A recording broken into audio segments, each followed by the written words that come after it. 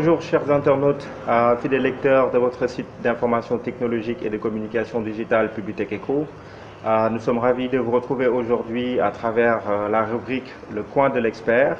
Nous recevons aujourd'hui Monsieur Alioune Badaragnan, relationniste, avec qui nous allons nous entretenir par rapport au métier de relations publiques. Monsieur Nyan, bonjour. Bonjour.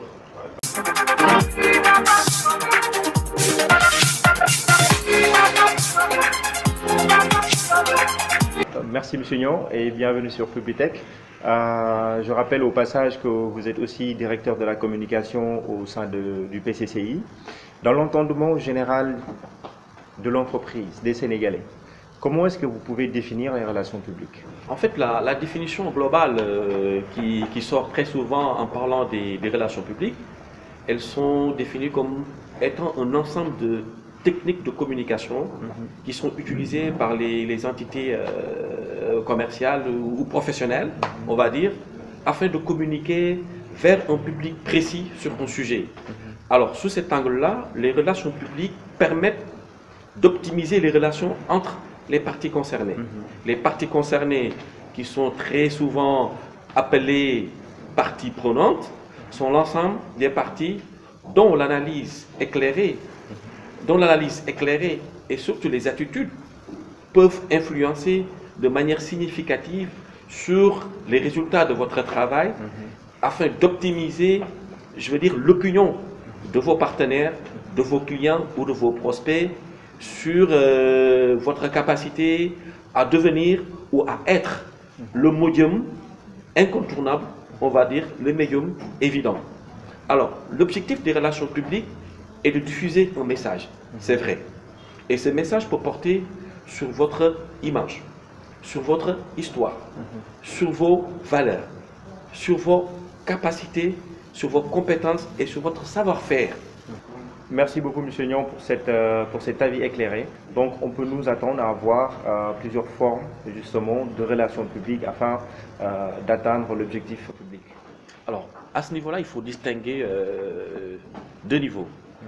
D'abord le niveau externe. À ce niveau-là, les relations publiques peuvent passer par le parrainage d'activités ou d'événements culturels, d'événements sportifs ou d'événements caritatifs. Les relations publiques également, à ce niveau, peuvent prendre la forme de visites portes ouvertes au sein de l'entreprise. Elles peuvent également prendre la forme de visites de chantier ou d'usine.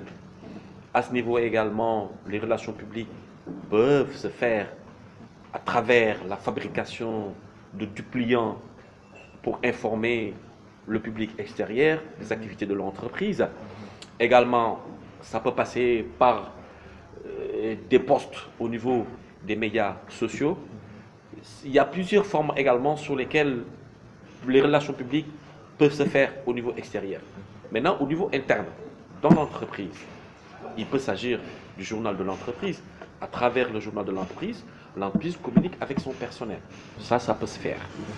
Également, on peut passer par les dates qui parlent pour l'entreprise. Date d'anniversaire, les dates du premier contrat, date de la signature du premier client de l'entreprise, les team building. Tout ça, ce sont des occasions par lesquelles l'entreprise peut communiquer. Tout à l'heure, je disais si les relations publiques étaient le parent pauvre de la communication au Sénégal. Là, vous venez de nous démontrer tout à fait le contraire.